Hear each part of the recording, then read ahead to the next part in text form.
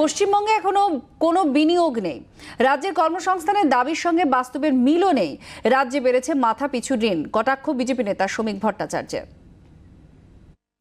মূলত গত 10 বছরের তৃণমূল সরকারের যে কাজের পরিসংখ্যান উন্নয়নের যে খতিয়ান, তার যে রিপোর্ট কার্ড তারা মানুষের সামনে প্লেস করেছেন, কার্যত এটা সত্যের থেকে বহু দূরে, বাস্তবের থেকে আরও অনেক দূরে, কিছুটা অর্ধসত্যের কাছাকাছি।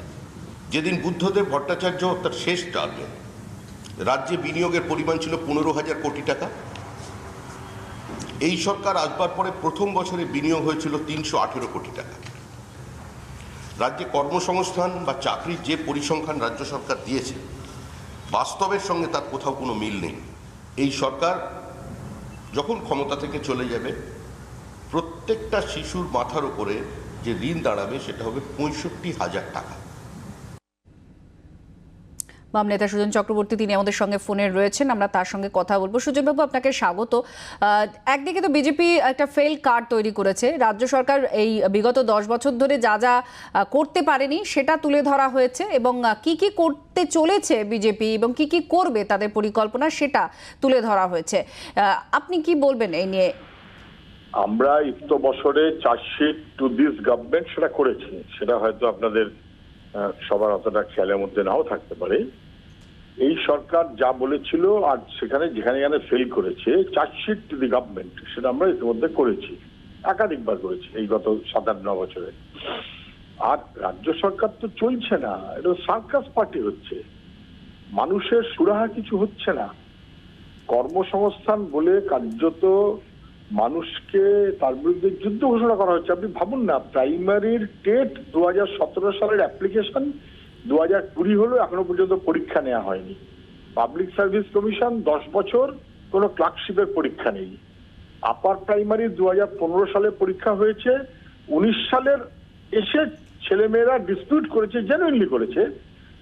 2015 সালের পরীক্ষা আজ পর্যন্ত 2015-19 সালে কোনো কেস ছিল না, এমনকি আজ পর্যন্ত তার কোনো নিয়োগ হয়নি। গ্রুপ ডি 60,000 সরকার ঘোষণা করলো, পরীক্ষা হলো, 19 লক্ষ ছেলে মেয়ে পরীক্ষা দিল, নিয়োগ হলো না। এই যে চলছে শুধু কন্ট্রাকচুয়াল আর অস্থায়ী, তাদের দিয়ে সরকার তো কার্যত এটা কর্মপ্রার্থী যুবকের বিরুদ্ধে তোলাবাজি হচ্ছে, এটা নিয়ে কোনো সন্দেহ নেই। 1, 2, যখন আগের সরকার চলে যায় বাম সরকার, তখন 1,92,000 কোটি টাকা হচ্ছে মোট ঋণ 47 সাল অনওয়ার্ড। সেইটা এখন বেড়ে হয়েছে 4,64,000 কোটি। 4,64,000 কোটি, তার মানে 2,90,000 সম্ভবত এসে দাঁড়াচ্ছে, 2,70,000 কোটি টাকা এই এই এই 9 বছরে।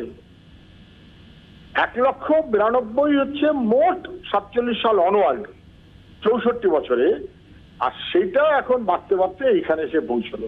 এখান থেকেই বুঝতে পারছেন যে কি সর্বনাশের দশাটা আমাদের পশ্চিমবাংলায় এই সরকার করলো। এবং মানুষের বিরুদ্ধে এত বড় অপদার্থতা এবং অন্যায় অতীতে কেউ কখনো অন্য রাজ্য করেছে কিনা সন্দেহ আছে, যা তৃণমূলের সরকার করলো। ঠিক যেরকম ভাবে কৃষক বিরোধী একটা মনোভাব নিয়ে দিল্লি চলছে, তেমন করে যুবক বিরোধী মনোভাব নিয়ে রাজ্যের সরকার চলছে। ধন্যবাদ।